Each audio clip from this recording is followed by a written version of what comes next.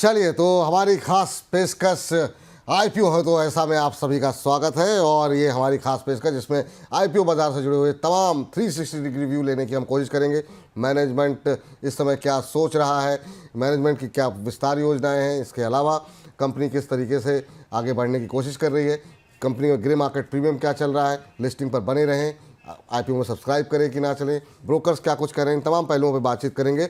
और इन तमाम पहलुओं पे बातचीत करने के लिए हमारे साथ आज एक खास मैनेजमेंट भी हमारे साथ जुड़ी हुई है, और साथ ही साथ हमारे जो इन हाउस रिसर्च एनालिस्ट हर्ष हैं वो भी हमारे साथ जुड़ चुके हैं तमाम आंकड़ों के साथ। तो सबसे पहले तो अग्रवाल साहब, आपका बहुत बहुत, आदिल जी बहुत बहुत स्वागत है आज इस चर्चा में हमारे साथ शामिल होने के लिए। और कल ही हम लोगों ने अपना ये चैनल जो है वो स्टार्ट किया है, और पहले दिन दूसरे दिन आप यहाँ पर मौजूद हैं। आपका आईपीओ कल आने वाला है, तो पहले तो बहुत बहुत शुभकामनाएं। लेकिन आपके पास हम आए और सवाल जवाब का सिलसिला शुरू करें, उससे पहले हर्ष के पास चलते हैं और हर्ष से ये समझ लेते हैं कि आखिर में आपकी कंपनी जो है वो क्या किस कारोबार में है, ताकि हमारे जो दर्शक हैं वो जो है आगे जो है सवाल जवाब का आनंद ले सकें। हर्ष बताइए। तो देखिए, इस सेगमेंट को हमने दो हिस्सों में बांटा है। सबसे पहला जो हिस्सा है उसमें हमने रखा है कि पिछले साल जो बड़े आईपीओ थे जिनको लेकर काफ़ी ज़्यादा बज़ था, जिन्होंने लिस्टिंग डे के दिन बम्पर रिटर्न दिया निवेशकों को, अब उसकी क्या स्थिति है। और दूसरा जो है, कल दो आईपीओ खुलने जा रहे हैं, एक एसएमई और एक मेन बोर्ड, तो उसको लेकर क्या क्या जानकारियां हैं वो भी हम लोग आपके साथ साझा करेंगे। तो लेकिन हर्ष, पहले जो है जरा हम बात करेंगे, क्योंकि मैनेजमेंट हमारे साथ जुड़ी हुई है, पहले जरा इस पर बातचीत कर लेते हैं कि आखिर में जो आईपीओ खुला हुआ है अग्रवाल साहब का, उसके फंडामेंटल्स जरा हमारे दर्शकों को समझा दीजिए। ठीक है, तो देखिए, सबसे पहले हम लोग बात करें यहाँ पे doctor Agarwal health care limited की। तो जो ये ओपन होने जा रहा है, कल खुलने जा रहा है, 29 तारीख है। यहाँ पर क्लोज की तारीख आपके सामने देखिए, 31 तारीख को ये बंद हो जाएगा। अलॉटमेंट डेट जो है 3 फरवरी सोमवार की है। लिस्टिंग डेट जो है वो 5 फरवरी बुधवार की है। जो प्राइसिंग बैंड है वो 382 रुपये लोअर, और जो अपर बैंड है वो 402 रुपये प्रति शेयर का है। इशू साइज जो है वो 3027 करोड़ का, जिसमें से हमने अपने व्यूअर्स को बताया कि 300 करोड़ जो है उसके नए शेयर्स होंगे, और बाकी जो है ओएफएस के जरिए करीब शेयर्स जारी किए जाएंगे। अब उसके बाद हम आगे की चीज़ों को जान लेते हैं।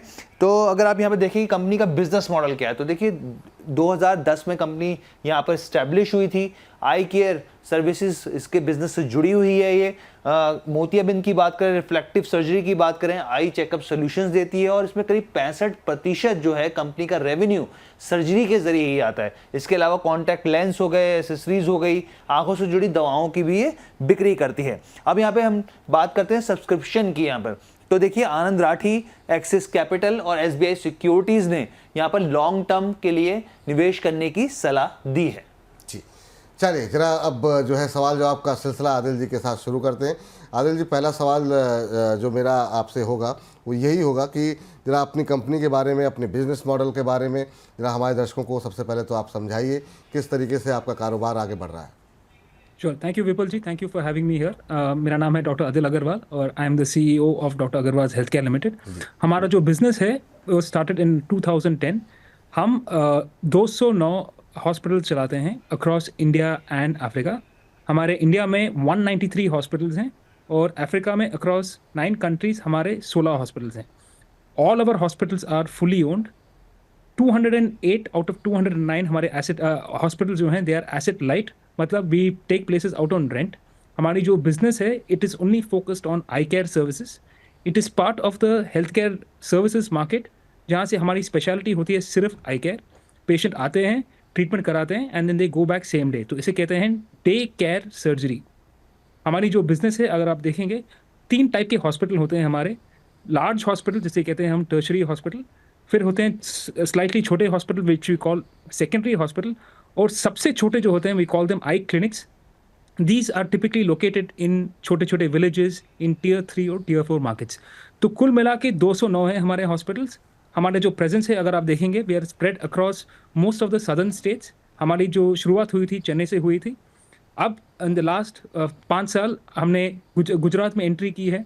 महाराष्ट्र में हमारे 25 हॉस्पिटल हैं, पंजाब में हमारे 7 हॉस्पिटल हैं, और लेटली हमने यूपी में भी एक खोला है हॉस्पिटल वाराणसी में।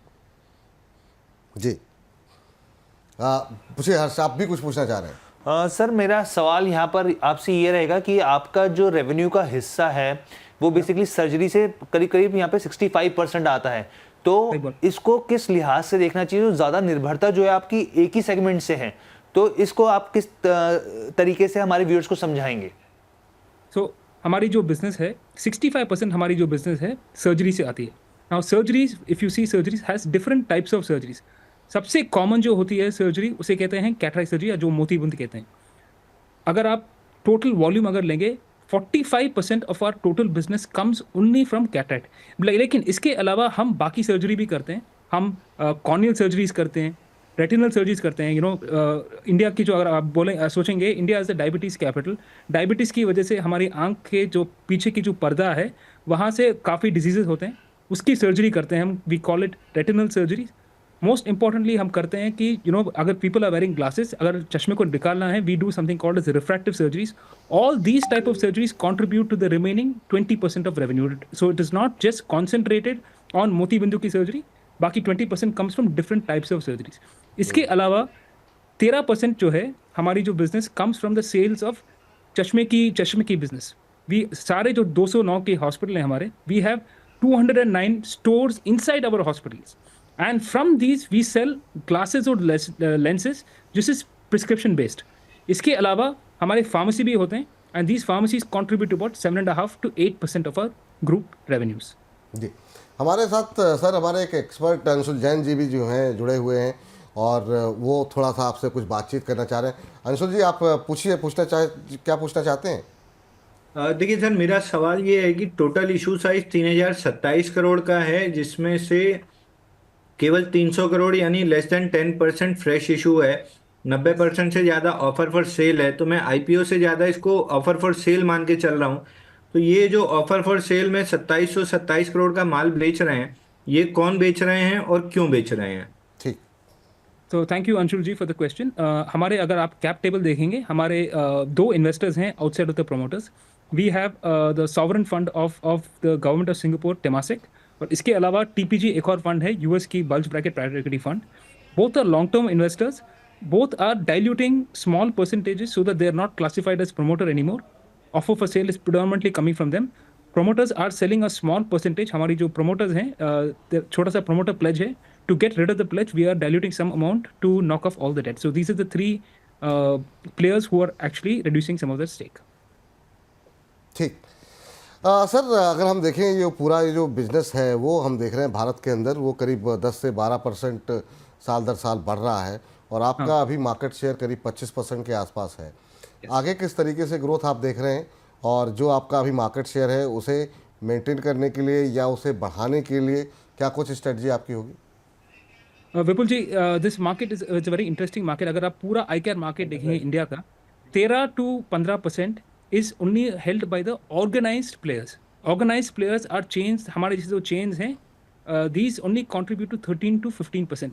बाकी जो 85% जो है इज हेल्ड बाय सिंगल आपके जो नेबरहुड की जो क्लिनिक होती है, they community based hospitals, large multi speciality hospitals, they contribute 85% of the market. तो ये इस 15% की जो मार्केट शेयर है उसमें से we have 25% market share. We believe as we continue to expand, हमारे जैसे बाकी जो चेन्स हैं, as they continue to set up more hospitals, this market share will continue to increase as we go into the future. The total market जो है eye care की जो market है is totally estimated to be around 37,800 crores. इसके अलावा जो चश्मे की जो मार्केट है, आई वेयर जो कहते हैं, उसकी मार्केट इज अनदर 35,000 crores. आप अगर देखेंगे हमारी जो ग्रुप की जो रेवेन्यू है and FY24 is only 1,300 crores. So we have a very, very small percentage of this market share. Lot of potential for us to set up more hospitals and continue to grow. Sir, मेरा आपसे एक सवाल है यहाँ पर. आपके करीब 15 देशों में प्रेजेंस है. बाहर विदेशों की मैं यहाँ पे बात कर रहा हूँ. खासकर अफ्रीका की बात की जाए तो वहाँ से कितना रेवेन्यू जनरेट कर पाते हैं आप? So अफ्रीका की जो स्टोरी है काफ़ी इंटरेस्टिंग है.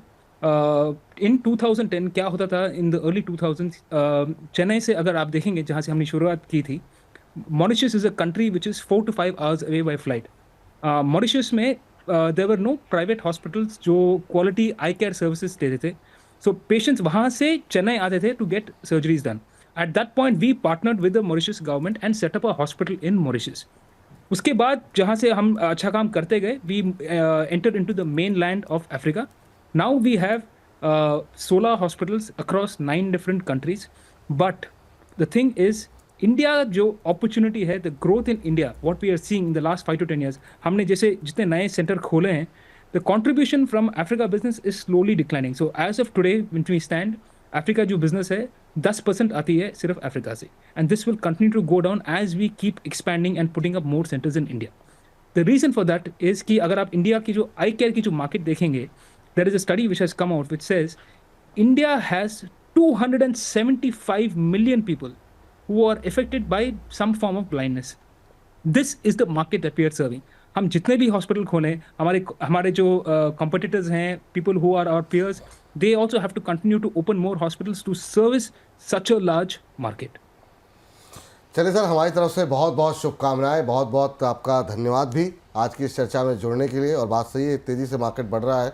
आप देखिए स्क्रीन पर मैं बैठा हूँ, स्क्रीन पर हर्ष हैं, और हमारे साथ जो हमारे अंशुल जी हैं, वो सभी लोग चश्मे लगाए हुए हैं. तो ये जो है पोटेंशियल ग्राहक हैं आपके लिए, भविष्य के लिए.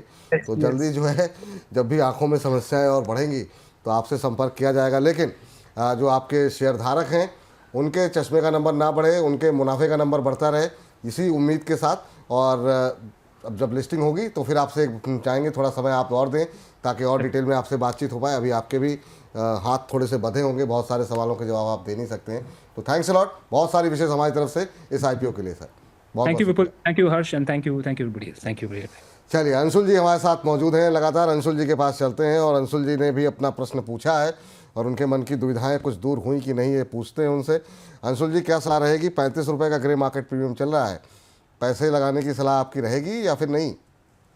सर, मेरी तरफ से अवॉइड की सलाह रहेगी, क्योंकि आपको पता है कि अगर 20 से 25% से ज़्यादा अगर ओएफएस होता है तो मैं अवॉइड की ही सलाह देता हूं. तो मैं ग्रे मार्केट प्रीमियम देख के थोड़ा सा मन जरूर ललचा रहा है, लेकिन मेरी सलाह ना की तरफ ही रहेगी, क्योंकि 10 में से 9 बार धोखा हो ही जाता है. हो सकता है ये वो एक बार निकले जहाँ धोखा ना हो, बट मैं अवॉइड की सलाह दूंगा सर. चले, कोई बात नहीं सर, ठीक है. आपका जो एनालिसिस है, आपने अपनी बात रख दी है. और यहाँ पर फिलहाल के लिए अंशुल जी कह रहे हैं कि अगर अवॉइड करें तो ज़्यादा बेहतर है. अभी जिस जो स्थिति है ओएफएस को लेकर के उनके मन में शंकाएं बनी हुई हैं. लेकिन इन सब के बीच में एक और बात कर लेते हैं हर्ष के साथ. हर्ष, हमने देखा कि जो बाज़ार का सेंटिमेंट ख़राब हुआ, उस ख़राब सेंटिमेंट में बहुत अच्छे अच्छे आईपीओ और काफ़ी सारे आईपीओ ऐसे भी रहे जो कि अपने हाई से काफ़ी नीचे आ चुके हैं.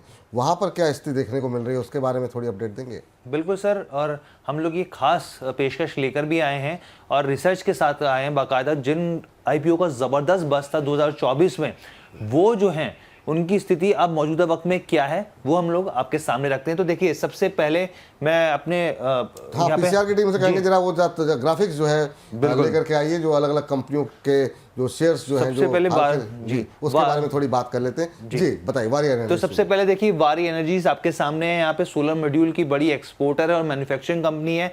इसका बज बहुत था अक्टूबर 2024 में, मतलब सोलर के नाम पे जबरदस्त बज देखने को मिल रहा था. इशू प्राइस जो था करीब 1503 रुपए प्रति शेयर का था. 70% प्रीमियम के साथ 2550 पे इसकी लिस्टिंग हुई, जबरदस्त लिस्टिंग हुई. और उसके बाद शेयर रुका नहीं, शेयर ने नया हाई बनाया 3773 रुपए का. अब क्या हुआ, अब देखिए कैसे ड्रास्टिक चेंजेस हुए. अभी मौजूदा भाव जो है वो 2116 रुपए का है, यानी कि अगर इसको परसेंटेज वाइज देखें 43% के गिरावट इसमें देखने को मिल रही है. सोचिए, जो इसका लिस्टिंग प्राइस था यहाँ पर, उससे वहां से भी नीचे आ चुका है. इसके बाद हम आगे बढ़ते हैं, अगली कंपनी की बात करते हैं यहाँ पर. तो पहली होगी वारी. में आया, जरा वारी पे थोड़ी सी टिप्पणी ले लेते हैं. मैं सोच रहा था, क्योंकि वारी जो है ना, इसके गिरावट में ट्रंप साहब का ही बहुत बड़ा योगदान है. और जब से ये ताजपोशी हुई और उनकी जो कमेंट्री रही, उसके बाद से जितने रिन्यूएबल एनर्जी वाले शेयर हैं ना, उनकी बड़ी पिटाई हुई है. सर, वारी एनर्जी आज भी 4.5% ऊपर है, और माफ़ कीजिएगा नीचे है. और अभी जैसा कि बता रहे थे हर्ष कि काफ़ी अच्छी खासी पिटाई हो चुकी है. आप क्या इस गिरावट में दांव लगाने की कोशिश करेंगे या अवॉइड करने की कोशिश करेंगे? सर, लगभग 2900 रुपये से मैं सेल बोलते आ रहा हूँ. आईपीओ लो 2300 के टारगेट के साथ, वो लो टूट के उसके नीचे टिका है. तो ये नीचे में कहीं तक भी जा सकता है, क्योंकि पिछले हमने आईपीओ देखे हैं कि 80-90% तक भी टूटे हैं. तो मैं नीचे के टारगेट नहीं ड्रॉ कर पा रहा हूँ, बट जब तक ये 2300 रुपये के नीचे सस्टेन कर रहा है, इसमें वीकनेस बनी रहेगी. और शायद ये 1900 या 1700 के लेवल भी दिखा दे तो कोई सरप्राइज नहीं होगा. बट ऑन एंड ऑल, जब तक 2300 के नीचे स्टॉक एक्सट्रीमली वीक है. 2300 रिक्लेम होना फिलहाल बहुत मुश्किल दिख रहा है। अगर करता है तो फिर पुल बैक बनेगी, नहीं करता है तो फिर डाउन साइड कंटिन्यू रहेगी। और एक्सटेंशन के टारगेट 1700 रुपये आ रहे हैं। अब थोड़ा सा बिलीव करने में दिक्कत हो रही है, लेकिन ऑफलेट जितना हमने देखा आईपीओ लो टूटने के बाद काफी तेज गिरावट आती है स्टॉक्स में, तो इसमें भी 1700 आने की प्रोबेबिलिटी बन रही है। 1700 आने की, यानी यहाँ से भी 300-400 रुपये और टूटेगा। जब स्क्रीन पे अभी थोड़ी देर पहले हम वारी रिन्यूएबल के 4 शेयर दिखा रहे थे, वो वारी रिन्यूएबल की जगह वारी एनर्जीज एक बार जरा ट्राई कीजिए अगर आप आए स्क्रीन पर। तो आज 4.5% के आसपास की गिरावट है। 2095 का स्तर यहाँ पर देखने को मिल रहा है। आज 100 रुपये के आसपास की गिरावट है। चलिए हर्ष बताइए बाकी कौन सी कंपनियां हैं। उसके बाद हम बात करते हैं बजाज हाउसिंग फाइनेंस की। तो इसको लेकर भी काफ़ी ज़्यादा बस था।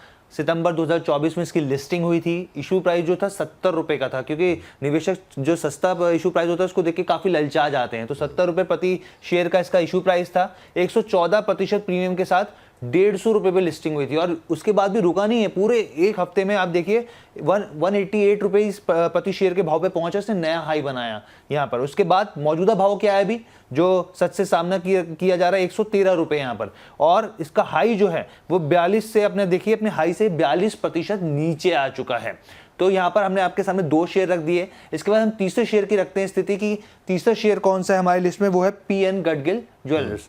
अब यहाँ पर आप देखिए इसकी सितंबर 2024 में लिस्टिंग हुई थी। इशू प्राइस 480 रुपये प्रति शेयर था। 74% प्रीमियम के साथ 834 रुपये पर इसकी लिस्टिंग हुई थी। शेयर ने करीब करीब 848 रुपीज़ का हाई बनाया था वहाँ से। मौजूदा भाव जो है 521 रुपये पर आ चुका है, और करीब करीब अपने हाई से 39% ये नीचे आ चुका है। तो 3 शेयर हो गए। चौथा शेयर जो हमारे पास है वो डैम कैपिटल एडवाइजर का है यहाँ पर। अब यहाँ पर देखिए दिसंबर साल के आखिरी महीने में इसकी लिस्टिंग हुई। इशू प्राइस 283 रुपये प्रति शेयर का था। 38% के प्रीमियम के साथ 392 रुपीज़ के ऊपर लिस्टिंग हुई इसकी। शेयर ने 456 रुपये का हाई बनाया। वहाँ से मौजूदा भाव अब जो है मौजूदा वक्त में जो शेयर ट्रेड कर रहा है वो करीब करीब 291 रुपीज़ पे कर रहा है, और अपने हाई से 37% करेक्ट हो चुका है। ठीक, चलिए तो इन पर जरा थोड़ा सा डिटेल जो है हम और डिस्कस अंशु सर जी के साथ कर लेते हैं। पहले जरा बजाज पे ही बात कर लेते हैं। बजाज पे सर कल जो है नतीजे आए हैं। तमाम गिरावट के बावजूद नतीजे कंपनी ने लेकिन अच्छे दिए हैं, और वो नतीजों का ही असर है कि बजाज हाउसिंग के नतीजों के बाद शेयर में जो है अच्छा मोमेंटम, आज 5% से ज़्यादा की मजबूती देखने को मिल रही है। प्रॉफिट कंपनी का 548 करोड़ रुपए रहा है, जो कि पिछले साल जो है वो करीब 436 करोड़ रुपए के आसपास था। 25% का इजाफा यहाँ पर देखने को मिला है। वहीं अगर आय की बात करें तो यहाँ पर भी 26% का बढ़त जो है देखने को मिली है। शेयर आप देख सकते हैं आपकी स्क्रीन पर, और इसमें करीब 5.6% का उछाल। बजाज हाउसिंग फाइनेंस में कुछ दम लग रहा है सर। वो अपने हाई से तो नीचे आया है, लेकिन अभी अगर ख़रीदारी करनी हो 100 रुपये के इर्द गिर्द, अब चूँकि आज तो मोमेंटम में है, क्या आप लॉन्ग टर्म के लिए रख सकते हैं इसे? देखिए अच्छी खासी लिस्टिंग हुई थी, और लिस्टिंग के बाद तेज चला भी था स्टॉक, तो ओवर प्राइस्ड हो गया था। अब ये उसी चीज़ को डाइजेस्ट कर रहा है, तो मेरे को बहुत ज़्यादा नीचे नहीं लग रहा है। 120 से लेके 105 तक हमने अपने क्लाइंट्स को काफ़ी एवरेज कराया है। 120 से बाइंग स्टार्ट कराई थी, 105 रुपये तक हमने ऐड कराया है। अभी भी पूरी क्वांटिटी ऐड नहीं कराई है। अगर कहीं 100 रुपये के आसपास तक मिल जाता है तो और हम क्वांटिटी ऐड कराएंगे।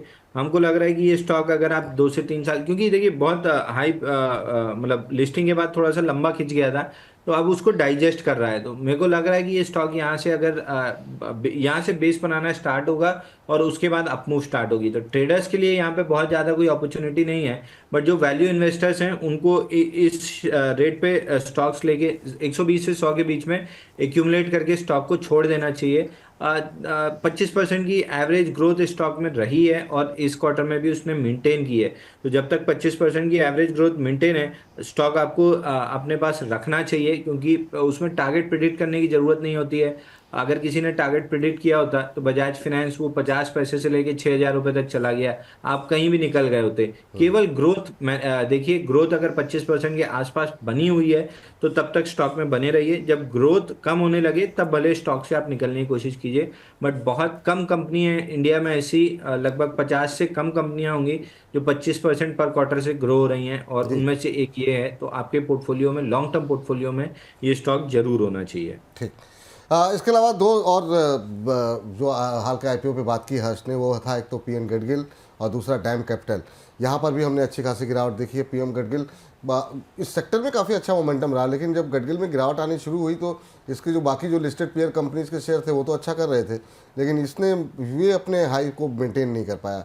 अभी क्या कुछ सलाह रहेगी सर? करंट लेवल के आसपास हाई से 39% करेक्ट हुआ है। डैम कैपिटल की बात करें, ये भी अपने हाई से जो है करीब 37% करेक्ट हो गया है। आपकी टिप्पणी इन दोनों में से कोई अच्छा लग रहा है? देखिए, पीएन गडगिल में हमने बात भी की थी कि आईपीओ जिस हिसाब से लिस्ट हुआ है पहले दिन से सेलिंग है, तो एक बार निकल जाइए, आईपीओ बेस बनने का वेट कीजिए, उसके बाद री एंटर कीजिएगा। आईपीओ बेस बना ही नहीं और ये कंटिन्यू नीचे आता गया, तो ये कहना मुश्किल है कि कहाँ तक नीचे आएगा, बट जिस आपका ट्रेंड है फिलहाल ओवरसोल्ड लग रहा है। एक बार बाउंस बैक में आपको 590 तक मिल सकता है, उस जोन में हम दोबारा एक बार रिव्यू करेंगे कि क्या ये स्टॉक संभल रहा है या कंटिन्यू डाउन मूव कंटिन्यू करेगा। फिलहाल ओवरसोल्ड है, एक बार 590 तक पुल बैक आने की संभावना काफी हाई दिख रही है।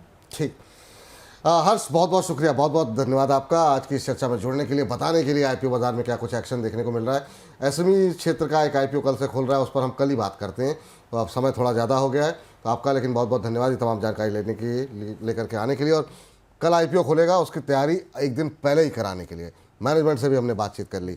और ये जो आईपीओ का सेगमेंट अगर आपको और बाद में देखना है तो अब थोड़ी देर में हमको आपको आधे एक घंटे के अंदर हम फिर से अपलोड कर देंगे सिर्फ ये सेगमेंट। तो आप आईपीओ से जुड़ी हुई तमाम हलचल यहाँ पर देख सकते हैं। सब्सक्राइब नहीं किया चैनल को तो कर लीजिए, ताकि आपको आईपीओ बाजार से जुड़ी हुई हर अपडेट समय समय पर मिलती रहे। चलिए इसी के साथ इस सेगमेंट को करते हैं समाप्त।